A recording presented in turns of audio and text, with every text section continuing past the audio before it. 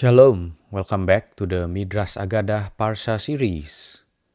Today we enter Parashat Korach, one of the most intense portions in the book of Bamidbar.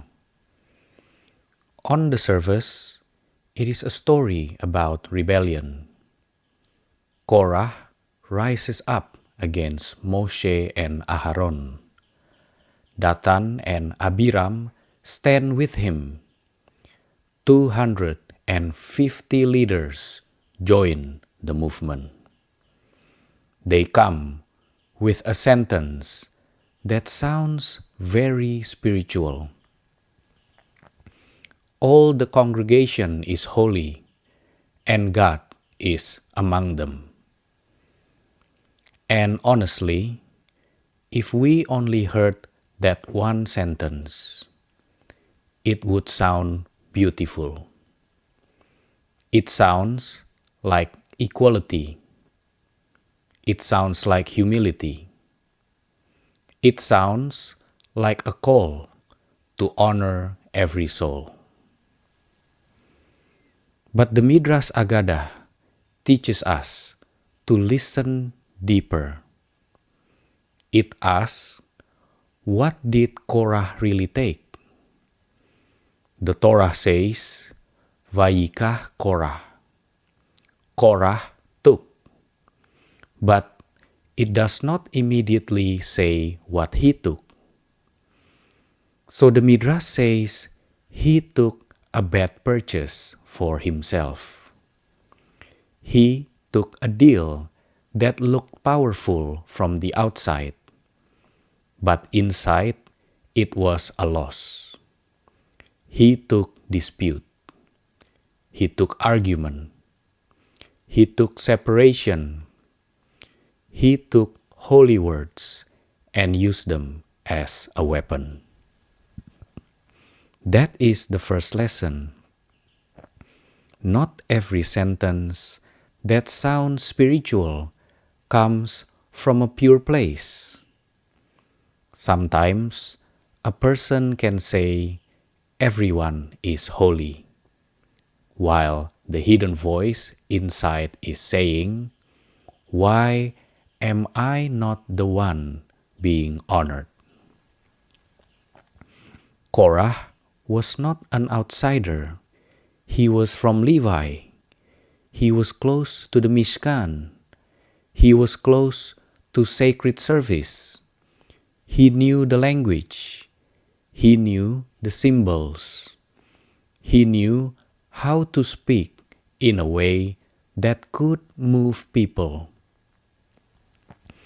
And that is why his fall is so serious.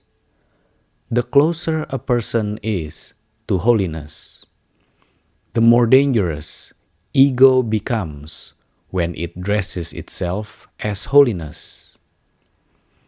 The Midrash Aggadah looks at the names in the opening verse and turns them into spiritual mirrors. Korach becomes a tearing, a boldness, a place where something is made empty in Israel. Dathan is connected with violation of law. Abiram is connected with a heart that becomes strong in the wrong direction, too hard to listen, too proud to bend. So before the story even unfolds, the Midrash is already telling us, this is not only a political conflict, this is a condition of the heart. Korach does not come alone. That matters. Rebellion usually begins inside one person, but it grows when it finds an audience. The Torah says they are men of name, leaders, people of reputation. In other words, these were not random troublemakers. These were influential people. And this is very real. Sometimes the most dangerous confusion does not come from weak people. It comes from respected people who are wounded, ambitious, or jealous, but still know how to sound convincing. Korah says, "Why do you raise yourselves above the congregation of God?" But Moshe did not appoint himself. Moshe did not chase power. Moshe did not wake up one morning and say, "I want to lead Israel through the wilderness." Moshe was called. Moshe resisted.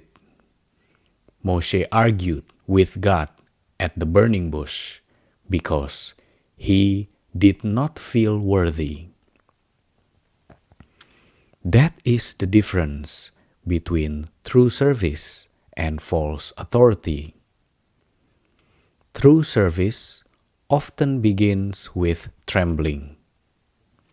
False authority often begins with accusation. Moshe hears Korah and he falls on his face. That detail is powerful. He does not immediately defend himself. He does not shout. He does not gather a counter campaign. He falls on his face. The midrashic feeling here is that Moshe understands the depth of the danger. This is not just someone insulting him personally.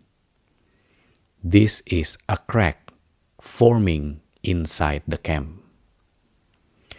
And when division enters the camp, the Mishkan in the center becomes surrounded by noise instead of reverence. Moshe then says, "In the morning, God will make known who belongs to him." Why morning? Because confusion belongs to the night. Anger speaks quickly. Jealousy speaks quickly. But truth can wait until morning. Truth does not panic. That alone is a lesson for daily life. When emotions are burning, do not decide everything at night. Let morning come. Let the fire settle. Let God reveal what is real. Moshe tells them to bring fire pans with incense. This is a frightening test because incense is not ordinary. Incense comes close to the hidden place.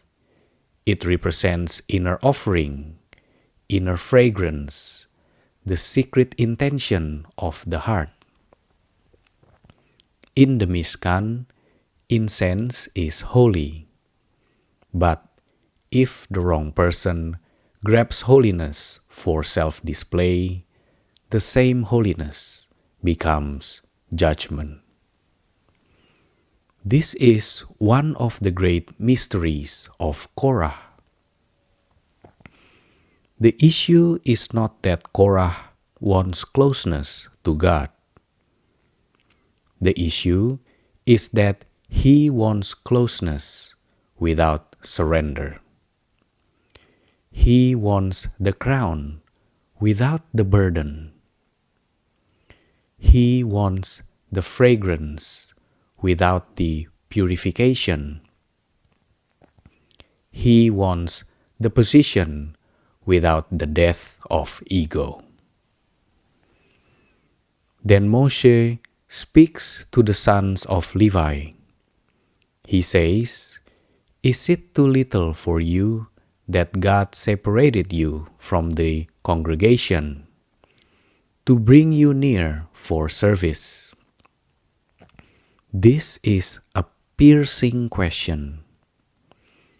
In normal language, Moshe is asking, "Can you not see the honor you already have?" That is where jealousy begins, not when we have nothing, but when we stop seeing what we already have. Korah was already near. He already had dignity. He already had a portion. But the eye of jealousy turns blessing invisible. Then Moshe calls Dathan and Abiram, and they refuse to come up. They say, "We will not go up." Even their language reveals their state. They will not ascend. They will not rise. They will not enter conversation. They stand below and accuse from below. They even call Egypt a land flowing with milk and honey. Think about that. Egypt, the place of slavery, becomes romantic in their memory. This is what bitterness does. It rewrites history. It makes bondage look sweet and makes liberation look like failure. So the rebellion is not only against Moshe, it is against memory. It is against gratitude. It is against the entire journey from Egypt to Sinai to the Mishkan. Then comes the terrifying sign. The earth opens its mouth. The ground swallows Korah's company. This image is not only punishment, it is revelation. The earth shows what dispute has been doing all along. It has been pulling people downward. Some arguments live truth, but Korah's argument does not live. It sinks. It pulls the person into lower and lower places until the ground itself becomes the symbol of that descent. The fire consumes the 250 men offering incense. Again, the message is not that longing for holiness is bad. The message is that holy fire cannot be used for ego. Fire either refines or consumes. It depends on the vessel. But then something even more painful happens. The next day, the congregation complains again. After everything they saw, they still accuse Moshe and Aharon. This shows how deep collective emotion can become. A miracle does not always heal a distorted heart. Sometimes people see judgment and still hold on to resentment. A plague breaks out. Moshe tells Aharon to take the incense quickly and make atonement. And Aharon runs. That word matters. he runs into danger. He does not say, "They blamed me, let them suffer." He does not protect his pride. He takes the very incense that became deadly in the hands of rebellion, and now in his hands it becomes healing. This is the difference between Korah and Aharon. Korah uses holiness to challenge. Aharon uses holiness to save. Korah stands before the people to gather power. Aharon stands between the dead and the living to stop death. That is real priesthood, not status, not costume, not public honor. Real priesthood is the willingness to stand in the gap when people are broken, confused, and even unfair. Then God gives another sign. The staffs of the tribes are placed before him. Aharon's staff blossoms. It brings forth buds, flowers, and almonds. This is one of the most beautiful moments in the portion. After all the noise, after all the accusations, after earth and fire and plague, God confirms Aharon not with another speech, but with life. A dead stick becomes fruitful. The Midrashic soul can sit with that image for a long time. True chosenness produces fruit. True service makes life appear where there was dryness. True authority does not only win arguments, it causes something to blossom. And almonds are not random. The almond is associated with watchfulness and quickness. It is one of the first trees to awaken. So Aharon's staff says, the holy servant must be awake before others are awake. The holy servant must carry life even when surrounded by dryness. After this, the portion moves into the gifts of the priests and Levites.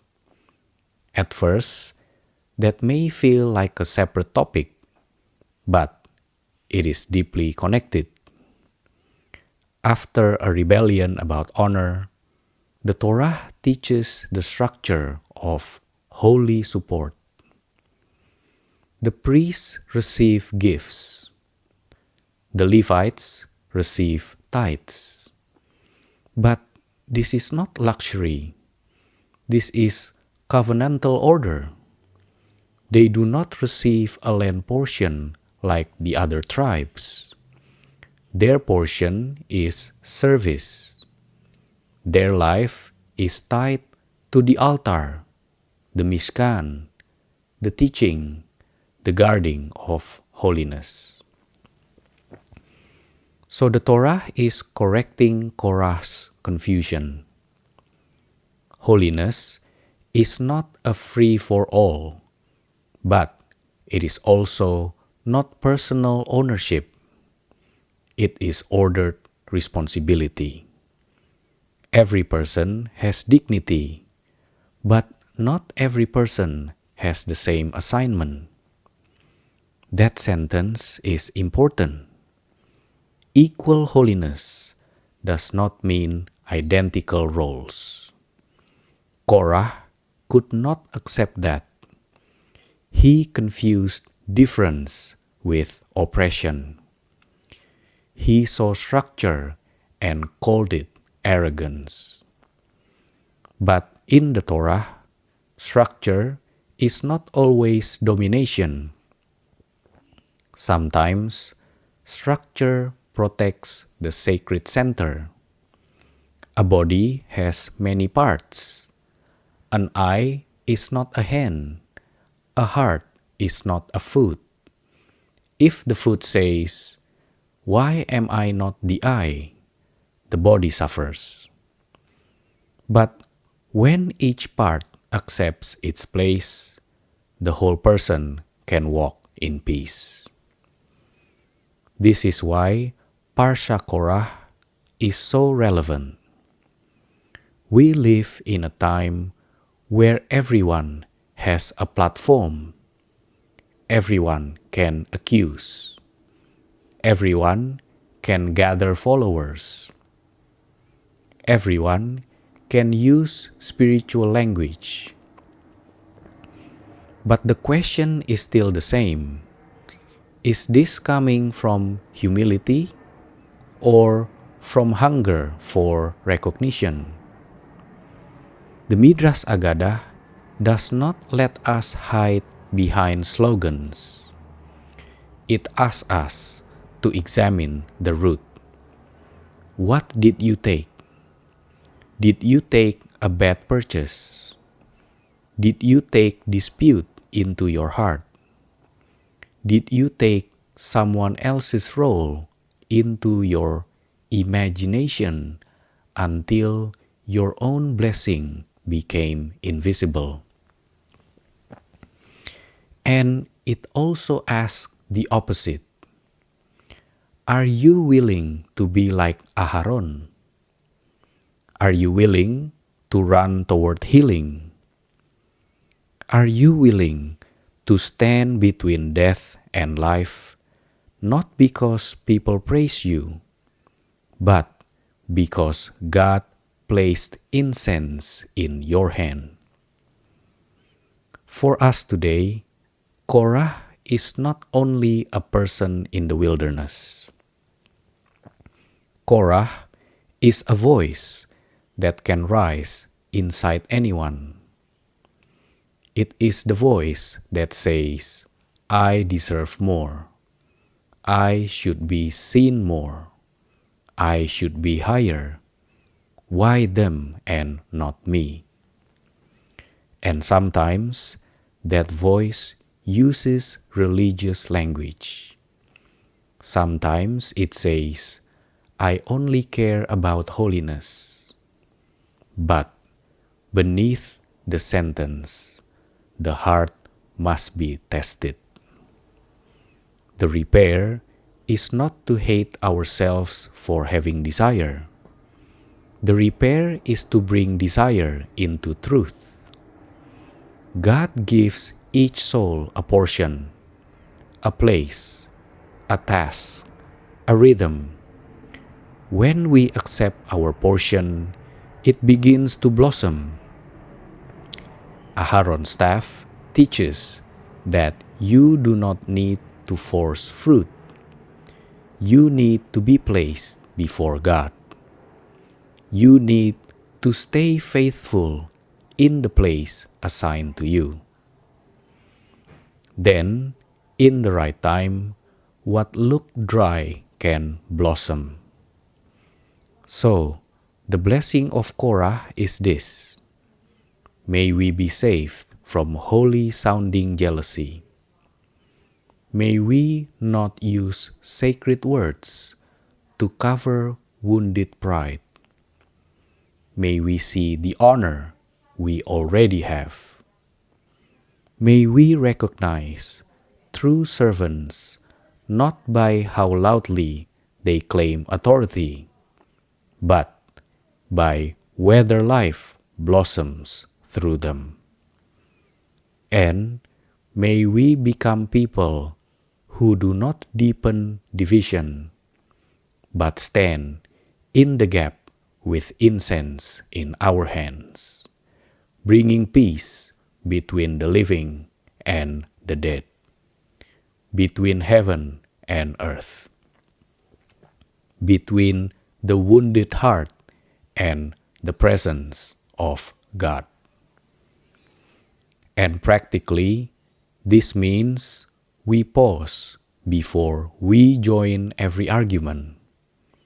We ask, does this bring healing, or does it only feed my need to be right?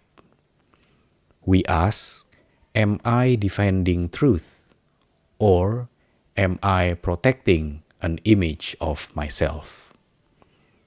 Korach teaches us that the mouth can speak about holiness, while the soul is secretly negotiating for honor. Aharon teaches us another way. Carry peace, carry incense, carry life. Become the kind of person whose presence closes the opening of death and helps the camp remember God again. That is how rebellion becomes repair, and how the wilderness becomes a place of revelation again for us. Shalom.